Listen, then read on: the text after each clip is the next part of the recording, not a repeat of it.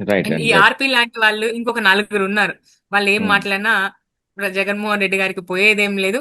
వీళ్ళే ఏదో బొడ్డు కోసి పేరు పెట్టినట్టు కూడా జగన్ అని పిలుస్తున్నారు. రేపు అదే జగన్ ఏం చేస్తాడనేది కూడా వీళ్ళు చూస్తారు గెలిచినాక. అండ్ ఈ అరెస్ట్ల విషయం అంటారా, నెల్లూరు ఇన్సిడెంట్ లో it's not about only Nellore అండి. ఎక్కడ జరిగినా సరే ఇదే తంతు. ఒక కేసు పెడతారు, లోపల రావద్దంటారు, 144 సెక్షన్ అంటారు, లేకపోతే ఇంకేదో సెక్షన్ వేసి కేసులు పెట్టి ఆపాలని ప్రయత్నిస్తారు.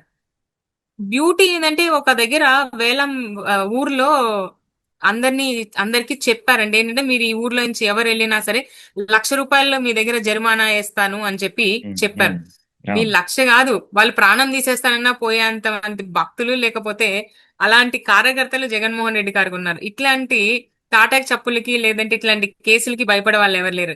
వాళ్ళు కేసులు పెడతారా, పెట్టుకొని నేను పోయి లోపల కూర్చుంటాననే టైప్ ఉన్న కార్యకర్తలే జగన్మోహన్ రెడ్డి గారు వెనక నడుస్తారు.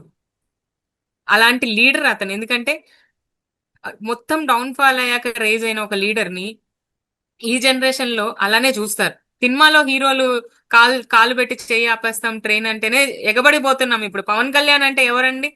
హ్మ్. ఆయన హ్మ్. సినిమాలు చూసి అది హీరోయిజం నిజంగా ఉందనుకున్నాడు. ఇక్కడికి వస్తే కదా తెలిసింది మొత్తం జీరోయిజం అని. హ్మ్. సో హ్మ్. అట్లనే హ్మ్. ఈ కేసులు లేకపోతే వీళ్ళు పెట్టే అవన్నీ కూడా ఏవి కూడా అంతా ఏమంటారు, భయపెట్టడానికి ప్రయత్నిస్తున్నారు కానీ భయపడటం లేదు.